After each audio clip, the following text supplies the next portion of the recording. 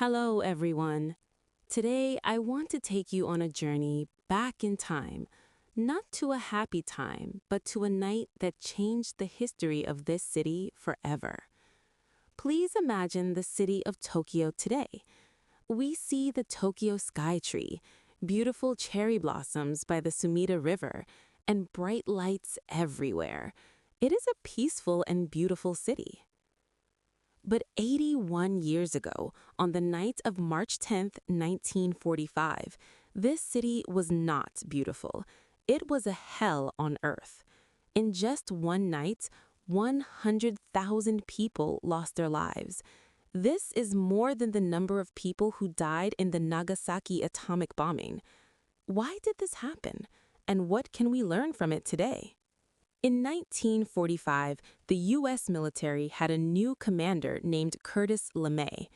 Before him, the U.S. tried to hit only military factories, but there was a problem: the wind.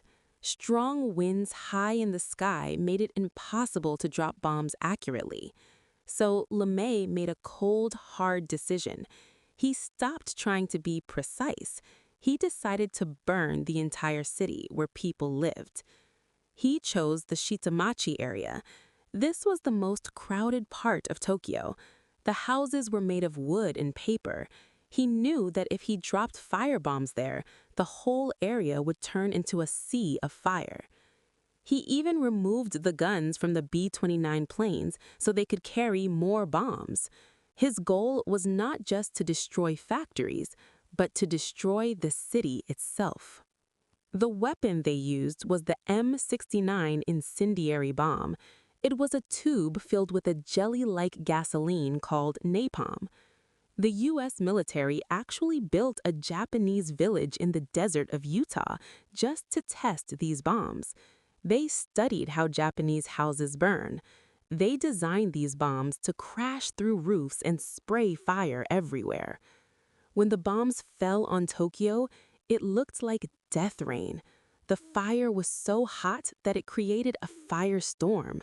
The wind of the fire reached 1,000 degrees Celsius. It wasn't just a fire anymore. The city became a giant oven. Now, I want you to listen to the stories of the people who were there. People ran to the Sumida River.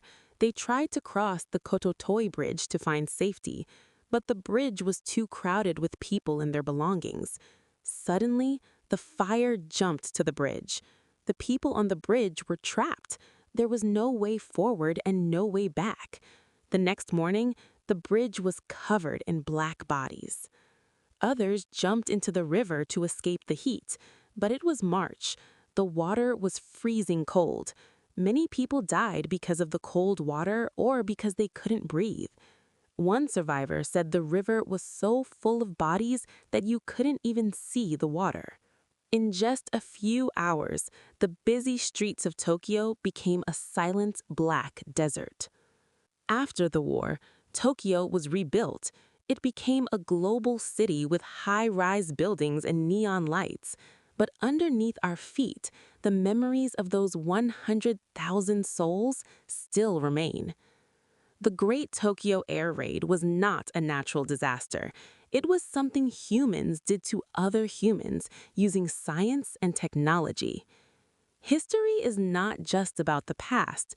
We study history so we do not repeat the same mistakes. When we look at the beautiful night view of Tokyo today, let's remember two things.